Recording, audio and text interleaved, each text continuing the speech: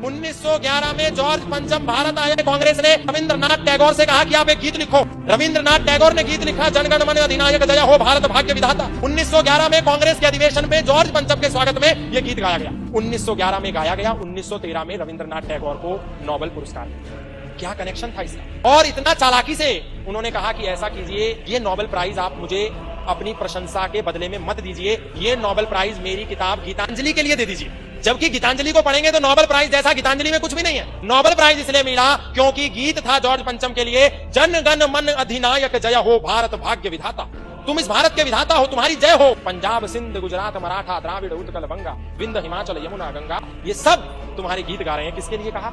George पंचम के लिए कहा। और इस पर कोई सफाई नहीं दी। 1911 में गाया गया। 1911 में गाने के अगले दिन अखबारों ने छाप दिया कि रविंद्रनाथ टैगोर ने जॉर्ज पंचम की प्रशंसा में गीत गाया है। रविंद्रनाथ टैगोर ने कोई प्रतिक्रिया नहीं दी। 1913 में नोबेल पुरस्कार ले आए और जाकर के कब प्रतिक्रिया दे रहे हैं जानते हैं? 1937 में दोबारा दे रहे हैं, 1939 में, और कह रहे हैं मैंने तो भारत भाग्य विधाता ईश्वर के लिए कहा है, जॉर्ज पंचम के लिए नहीं कहा। तुम 20 साल तक कहां थे? 1939 में सफाई दी, 1941 में मर गए।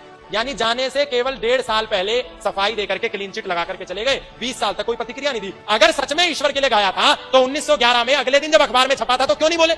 और आज जब भी हम इसकी चर्चा करते हैं तो वो कहते हैं नहीं ये गलत बात है, उन्होंने तो ईश्वर के लिए गाया। अरे तो 1911 में क्यों नहीं कहा कि ईश्वर के लिए गाया? वंदे मातरम जिसके आधार पर देश की आजादी हुई, उस वंदे मातरम को नेशनल एंथम नहीं बनाया। ये कह करके नेहरू और गांधी ने कि वंदे मातरम तो भारत के लोगों को समझ में नहीं आएगा, इसका अर्थ उनको पता नहीं चलेगा। क्या तर्क दिया? जिस वंदे मातरम के आधार पर पूरा देश आजाद हुआ उसके लिए कहा गया कि ये तो समझ में नहीं आएगा।